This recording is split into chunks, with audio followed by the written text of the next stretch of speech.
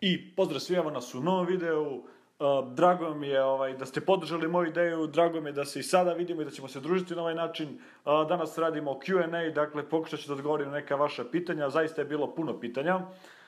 Ali odabrao sam par nekih interesantnih i na njih ću dati odgovor, ne želim da ovaj video bude predugačak, želim da bude onako kratak i konkretan. Dakle, prvo pitanje. Petar Perić, na kojim sajtovima početi kao grafički dizajner? Pero, nisi siguran da li me pitaš gde početi da plasiraš svoje radove, odnosno gde pronaći klijente, ili me pitaš gde početi da učiš? Ja mislim da me pitaš gde početi da učiš. Gde početi da učiš? Da, tako da odgovorit ću ti na to.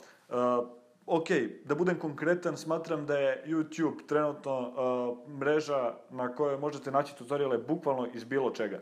Dakle, sada pričamo o dizajnu, ukoliko vas interesuje bilo šta drugo, ali bukvalno bilo šta drugo i za to ćete isto pronaći tutorial na YouTube-u. Što se tiče dizajna, na YouTube-u postoji mnoštvo tutoriala i to kvalitetnih, tako da ukoliko ti ovo voliš, a pretpostavljam da voliš ovaj posao, možeš da naučiš bukvalno sve na YouTube-u. Pa recimo, 70% ovoga što ja danas znam sam naučio takođe na YouTube-u, a to je bilo pre 5 godina, tako da možeš misliti šta ti danas možeš da naučiš. Dakle, ukoliko voliš to, traži to što želiš i sigurno sam da ćeš naći odgovore na YouTube-u. Još jedna preporuka ti jeste da napraviš Behance, da napraviš DeviantArt i da počneš da pratiš te dve mreže, u smislu da zapratiš ljude čiji ti se stil sviđa, da pokušavaš da se inspirišeš tamo, jednostavno da upijaš što više informacije. Gledaj što više radova, istražuj, to je najbolji način da počneš. Za sve što ti nije jasno, rešenje se nalazi na YouTube-u. Tako da, živeo YouTube. Sledeće pitanje, samo trenutak. Sledeće pitanje glasi, da li je YouTube pomogao u promociji tvog brenda u smislu dobijanja klijenata ili u nekom drugom smislu? Ovo pitanje je takođe interesantno, inače ovo ću reći za svako pitanje koje budem pročitao, jer su pitanja zaista interesantna, barem lično meni.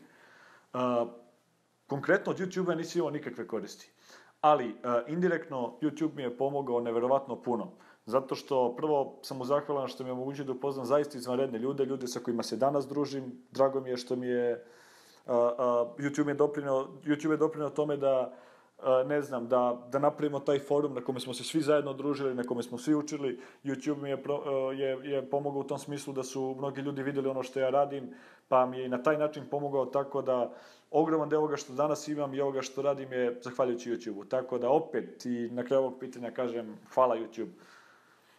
Zaista jedna izvanredna mreža. Inače, ovo pitanje je postavio Adi Junior Clips, nadam se da se tako zoveš. I sledeće pitanje od njega, kako živeti i raditi kao grafički dizajner u smislu freelancinga, da li je bolje raditi kao freelancer ili u firmi za fiksnu platu, ako se sme znati gde si ti sad šta radiš i tako to. Ok, kako živeti i raditi kao grafički dizajner? Kao i svako drugi, zavisi kako, samo je fora da budeš neobičan, se ponašaš malo čudno i svi će misliti se neki opasan umetnik.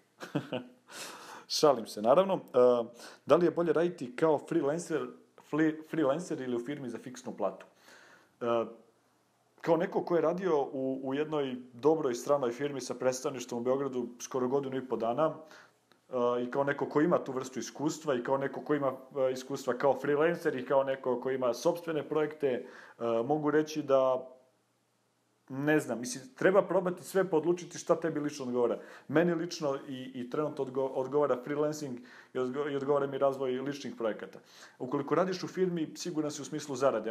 Imaćeš sasvim solidnu, mogu čak reći, dobru platu za naše uslove, moćeš da živiš prilično fino od toga, ali to će ti biti limit. Znači, svaki dan ćeš odlaziti na posao, odradit ćeš to što treba i vratit ćeš se kući. Znači, i radit ćeš šta ti drugi kažu, dok ukoliko radiš kao freelancer, malo je neizvesna situacija u smislu klijenata, ali ćeš biti svoj čovek. Dakle, radit ćeš ono što ti hoćeš, radit ćeš kad ti hoćeš, jednostavno, bit ćeš ti, osjećaš se sebi, bit ćeš važniji sam sebi, da tako kažem. I na kraju, ono što bih istakao kao možda najveći vrh svega ovoga jeste rad na sopstvenim projektima, započinjanje nečeg svog, razvoj neke sopstvene ideje, tako da od ta tri, onako, ako ih poređamo, ovo poslednje je svakako najvažnije. Dakle, odraditi nešto svoje, napraviti neki svoj projekat, razviti neki startup ili nešto slično. Dakle, ispunjavaj svoje, a ne tuđe snove, jer ukoliko radiš u firmi, radit ćeš za nekog drugog, znači gradit ćeš tuđe snove. Tako da, treba imati tu vrstu iskustva, ali na kraju, kad se sve završi, ono što je važno jeste da imaš svog ličnog udela u svemu tome, dakle, da budeš svoj čovjek i da ostvariš ono što ti želiš. Okej. Da vidimo naredno pitanje. Naredno pitanje postavio moj dragi drugar Neca. Pitanje uopšte nije interesantno, ali moram da ga ispoštujem i zato ću da mu odgovorim, inače pitanje ubi Bože. Šalim se. Kaže, Boris, interesantno je da svi dizajneri pre ili kasnije prođu kroz period gaming dizajna. Godinama ljudi sazrevaju i menjaju se kao ličnosti, ali ti si dalje ostao u tom svetu. Šta te najviše motivisalo da se zadržiš u toj branši i kako uspevaš da odoliš novim trendovima? Dugačko pitanje. Jednostavno, kada sam počinao se bavim ovim poslom, mislim da se bavim, kada sam ulazio u sve dizajna, ja nisam imao pojma šta je to. Bukvalno radio sam to zato što me je inspirisalo, u smislu da me to ispunjavalo više nego igranje igara. Tako da meni sa 14-15 godina dizajn nije predstavljao ništa više od obične igre. Kasnije, kada sam uvideo šta je zapravo dizajn, da je dizajn jedna ogromna industrija, rekao sam da ne želim da pravim kompromise. Kao i generalno u životu, trudite se da pravite što manje kompromise, jer zapravo jednog dana, kada sve ovo prođe, i kada budemo sumirali šta smo prošli kroz naš život, mislim da će nam važno biti da smo se držali nekih principa i da nismo bukvalno radili ono što nam neko drugi kaže.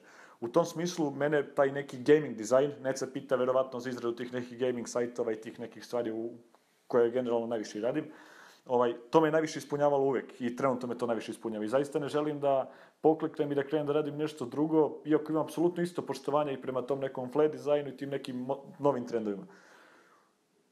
Ne znam, to ću raditi sve do trenutka dok me to bude ispunjavalo. U drugu ruku, u toj branši nema puno ljudi, koji rade to na taj neki, da kažem, dobar način, tako da ima prilično, da kažem, posla, i ta sfera sve više raste. Elektronski sport, verujte mi, za 5 godina će biti, ili za 10, izjednačit će se sa ovim realnim sportovima, znači, slušajte šta vam kažem. Tako da, to je odgovor na ovo tvoje pitanje, moj dragi Neco. Ne znam, težim ka tome da radim ono što volim, eto, to je suština, trenutno volim to i trenutno me to ispunjava. Evo dalje, šta je naredno pitanje, samo trenutak. Kako sam se fantastično pripremio za ovaj video. Da, Teo i Stipe su postavili isto pitanje. Suština pitanja je, da ne bih sada čitao, da prokomentarišem stanje na YouTube sceni. Okej, kao neko ko je među prvima počeo da se bavi YouTube-om kod nas, mogu da kažem da sam prilično zadovoljan onim što sada vidim. Iako kapiram da možda niste očekivali taj odgovor, jer sam siguran da ste ciljali na te neke negativne stvari koje se danas pojavljuju, znači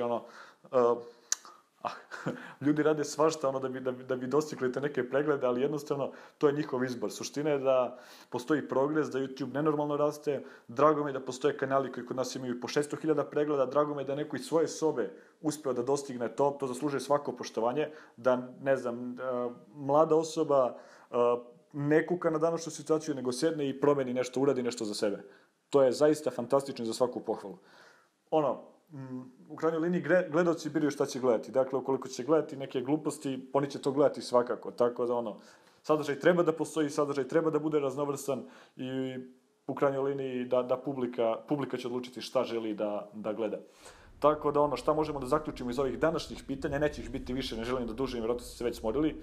Dakle, budite svoji, radite ono što volite, nemojte pravite kompromise, probajte sve, svaku odluku donosite sami, radite ono što volite, dizajnom se ne možete baviti ukoliko niste za to, nego ste čuli da tu mogu da se zarade pare, ne mogu da uradim ovo samo rukom. Tako da, to je eto onako ukratko zaključak ovog današnjeg videa. Vidimo se u sledećem videu. U sledećem videu detaljno ću pričati ovo kao freelancing full time. Imam iskustvo u tome i želim da pokušam da to prenesem vama mlađima, da i vi saznate, to je da vidite kroz moju perspektivu. U krajnjoj liniji možda je to pogrešno, možda sam sad pričao ovde, nema blage veze s mozgom, mislim, na vama je da li ćete verovati ili nećete. Ništa, hvala vam puno drugari, zaista vam hvala i vidimo se u narednom videu.